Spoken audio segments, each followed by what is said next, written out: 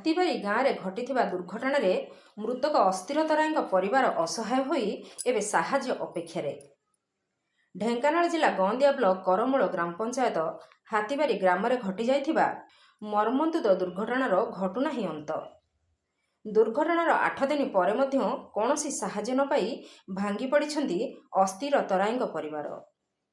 Truck ମାଲିକଙ୍କ ଦେଖା ନଥିବା ବେଳେ ଗଛ ତଳେ ପରିବାର ଆଉ ଭଙ୍ଗାଘର ଭିତରେ ପଶି ରହିଛି ଟ୍ରଲର। ସାହାଯ୍ୟର ଅପେକ୍ଷାରେ ଅସହାୟ ପରିବାର। 2 ଦିନ ପରେ ଶୁଦ୍ଧକ୍ରିୟା ହେଲେ ଜାଗାରୁ ଉଠୁନି ଟ୍ରଲର।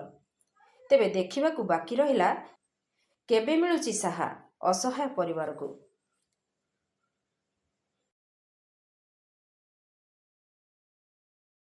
आज आसी पहुँची ढेंकानाल जिला गंदिया ब्लॉक करमूल पंचायत अंतर्गत हाथीबारी गाँव में देखिए आपको आम आगुरी देखु जो भाव में अभावन घटना घटी जे एक टलर द्रुत गति आसी विलंबित राति आज को प्राय 8 दिन हम गुरुवार राति 5 तारिख राति गुरुवार राति जो भाव में मेन रास्तारू 50 मीटर ऊर्ध हम से घरटी मो सहयोगी कह देखेबे जे टलर द्रुत गति आसी एक ट्रैक्टर को धक्का दे एक छात घरे जो से प्रधान घरे घरटी पाई जहाँकि साहा भरोसा होता से घरे सी रोले किंतु जिते बड़े विपद आसे से भाया भाव में जी आसी मरण इमिती आसला से शोई घरे कम करके आसिक फेरी घरे शोई पिला छुआ सागर आराम से राति पाई पुणी कम को जाते पुणी संसार हसी उठी था किंतु एभली भाव में मृत्यु आसला गाड़ी देखिए जो भाव घर आगे ट्रैक्टर को भांगी 3 खंड हो जाए ट्रैक्टर और घर जाइए कांथ भितर ट्रैक्टर इंजिन पशि जाइए इंजिन तले कांथ कांथ पर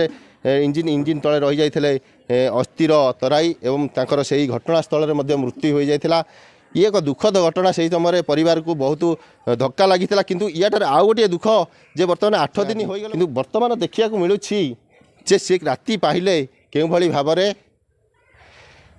में से जो क्रियाक्रम करेंगे एवं तांकु साहा हब किए ये जो असहाय को किए साहा हब ये जो गाड़ी देखुए 18 चकिया गाड़ी जो विपद किपरि उद्धार हे आम सहित अच्छा पुओ अच्छा झी अच्छा स्त्री अच्छा सहित सीधा सड़क आम जा कथा हाँ जे कौन चाहते कौन अच्छी लक्ष्य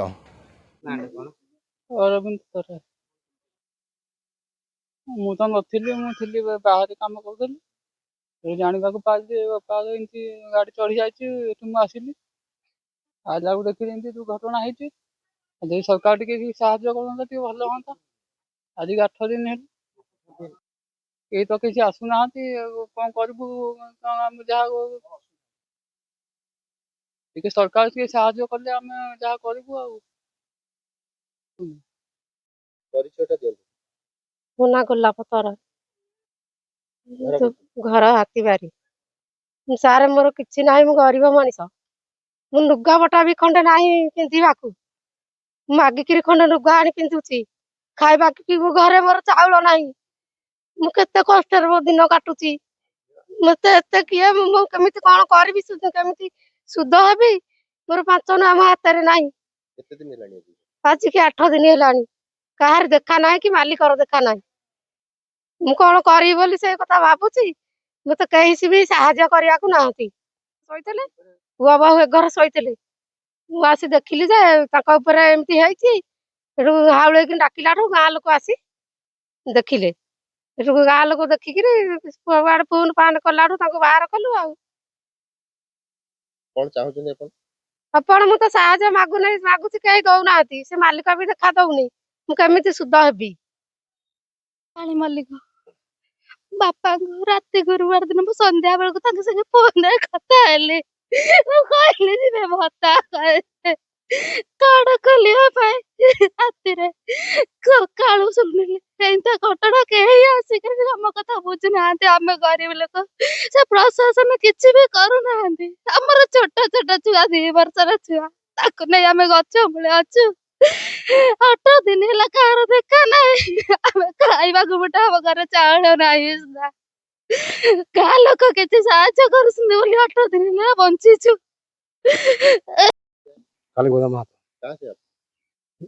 वेस्ट बंगाल था तो बुझा ही नहीं गस की गली खेल गया घुस गया। तुम किधर गए थे और इधर कैसे आए?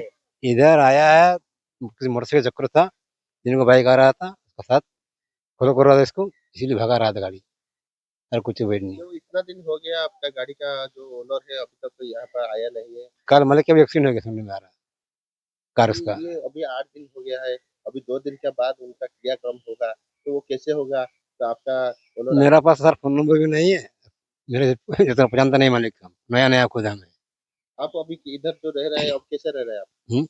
पुलिस लोग बोल दे ये लोग को, ये लोग से खाना वाना खा रहा था। तो गाड़ी कहाँ से कहाँ गया हुआ था? गाड़ी तो गलत रास्ता में आ गया, हमको मालूम है खुद हमको। बोले रास्ता कैसे? रत्नाकर बेड़ा मुंडा हाथीबारी गाँ सभापति। कौन ହେଇଛି ଆପଣ ବର୍ତ୍ତମାନ କଣ ଅସୁବିଧା ହେଇଛି? ବର୍ତ୍ତମାନ ଗାଡ଼ି ଆସିକିରି ସେ ଘରଟା ଆକ୍ସିଡେଣ୍ଟ ହେଇଛି। ଆକ୍ସିଡେଣ୍ଟ ହେଲା ଭିତରେ ସେ ଗୁରୁବାର 5 ତାରିଖ ଅସ୍ଥିରତା ରାୟ ବୋଲି ସେ ଘର ଭିତରେ ଥିଲେ, ସେ ଡେଥ୍ ହେଇଗଲେ। ଡେଥ୍ ହେଇଗଲା ପରେ ଆମେ ଯେ ବାରମ୍ବାର ଯେତେ ଜଣେଇଲେ ସୁଦ୍ଧା ପୁଲିସ ବାଲା ବି ଆସିଥିଲେ, ଜଣେଇଲେ କେହି ଆମ ପଦକ୍ଷେପ କେହି ନେଉନାହାନ୍ତି। ସେ ଲୋକ ଘର ନାହିଁ ରହିବା ପାଇଁ, ଖାଇବା ପାଇଁ ବି ନାହିଁ। ଆମ ଗାଁ ଲୋକ ଆମେ ଯାହା ଯେମିତି ତାଙ୍କୁ ସାହାଯ୍ୟ କରି ରଖିଛୁ। ସେ ବର୍ତ୍ତମାନ ଶୁଦ୍ଧ ହବ କେମିତି? ତେଣୁ ପ୍ରଶାସନ ବି ଠିକ ମୁଣ୍ଡ ଖେଳିବାର ନାହିଁ, କି ଗାଡ଼ି ମାଲିକ କୌଣସି ମୁଣ୍ଡ ଖେଳିବାର ନାହିଁ। ତେଣୁ ଏଇଠି ଆମର ପ୍ରଶାସନ ହଉ କିମ୍ବା ଗାଡ଼ି ମାଲିକ ଏମାନେ ମୁଣ୍ଡ ନ ଖେଳିଲେ ବର୍ତ୍ତମାନ ଆମ ଏ ସୁଧ ଘର ମାନେ ହେଇପାରୁନାହାନ୍ତି। ତେଣୁ ସେଥିପାଇଁ ଆମେ ଆବେଦନ କରୁଛୁ, ସେ ଯେମିତି ବର୍ତ୍ତମାନ ମାଲିକ ଆସିକି ତାକୁ ହେଉଛି ସାହାଯ୍ୟ କରନ୍ତୁ। ଢେଙ୍କାନାଳରୁ ସୌମ୍ୟରଞ୍ଜନ ମହାନ୍ତିଙ୍କ ରିପୋର୍ଟ, ନାଗରାଜ ନ୍ୟୁଜ୍।